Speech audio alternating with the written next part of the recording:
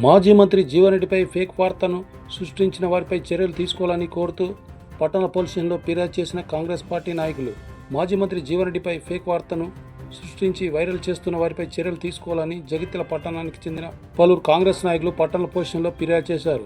ఆర్మూర్ మాజీ MLA Jeevan Reddy press నోట్ని Jagtial మాజీ మంత్రి జీవన్ రెడ్డికి ఇచ్చినట్టు తప్పుడు ప్రచారం చేస్తున్న వారిపై చర్యలు తీసుకోవాలని గురువారం మధ్యాహ్నం 1 గంటలకు జగిత్యాల టౌన్ సీఐ కరుణాకర్ను కలిసి ఫిర్యాదు చేశారు.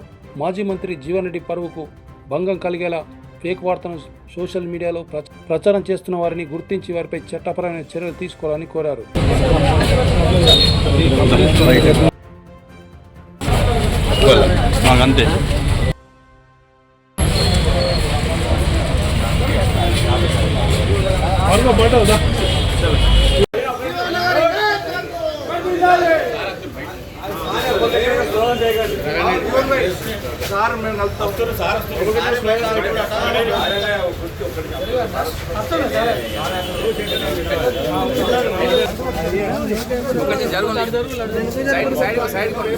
మీరు ఫోటోలలో మీరే పడతారు సార్ కనిపిద్దా ఏదో జీవన్ రెడ్డి ఎవరు అంటే మహానాయకుడు జీవన్ రెడ్డి పైన వారి పైన సోషల్ మీడియాలో సపోర్ట్ ఇస్తున్నట్టు గౌరవ ముఖ్యమంత్రి గారికి నివేదనలు ఉన్నట్టు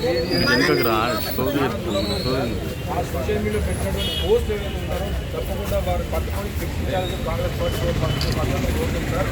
అదర్వైజ్ ఒకవేళ మీరు చట్టపరంగా చర్య తీసుకోకూడదు సార్, దాని యొక్క పరిస్థితులు పరిణామాలు వేరే ఉంటాయి సార్. దయచేసి 100% గిట్టని వాళ్ళు జీవన్ రెడ్డి గారు అంటే గిట్టనటువంటి వాళ్ళు చేసినటువంటి పని దయచేసి చట్టపరంగా మీకు చర్య తీసుకోవచ్చు. ఈ సందర్భంగా ఒక్కళ్ళే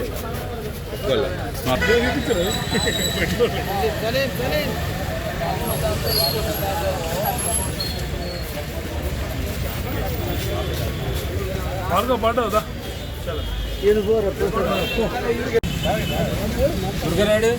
అన్న రెడీ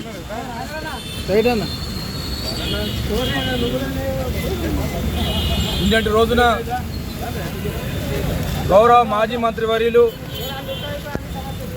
అన్న జీవన్ రెడ్డి గారి పైన సోషల్ మీడియాలో ఒక పార్టీకి ప్రతిపక్ష పార్టీకి వత్తాసు పలికిన విధంగా గౌరవ ముఖ్యమంత్రి రేవంత్ రెడ్డి గారికి జీవన్ రెడ్డి గారికి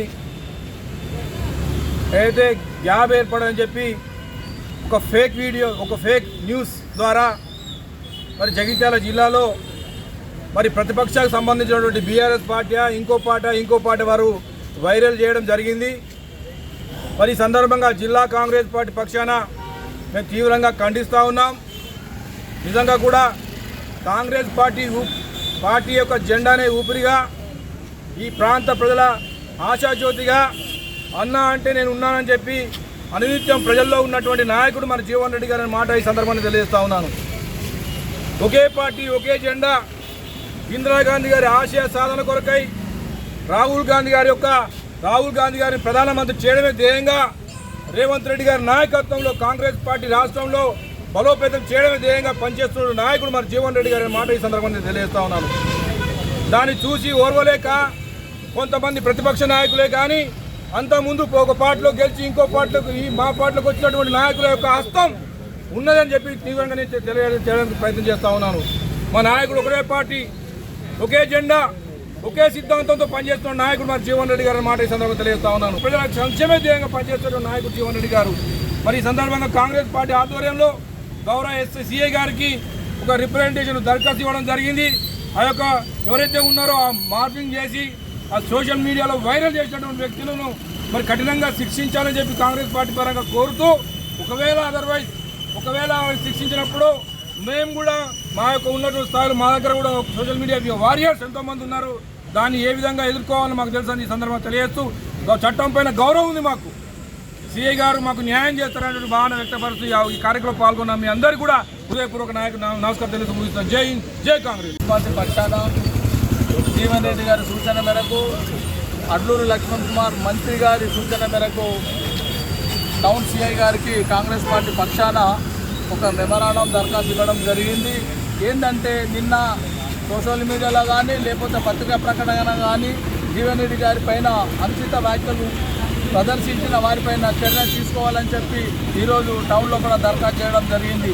జీవన్ రెడ్డి గారు అంటే గత 40-45 సంవత్సరాల నుంచి మచ్చలేని నాయకుడు, కాంగ్రెస్ పార్టీ లోపల ఉన్నాడని చెప్పి మనందరికీ జగిత్యాల కాదు, తెలంగాణ యావత్ తెలంగాణ అందరికీ తెలుసు. కావున మచ్చలేని నాయకుడి మీద కానిపోని అభాండాలు వేయడము ఆరికి మంచిది కాదు. ఇప్పుడు ఇంతకుముందు ఎవరైతే మాట్లాడుతున్నారో మీ చరిత్ర తెలుసుకొని చూడు, మేము పేర్లు తీయడం మంచిది కాదు.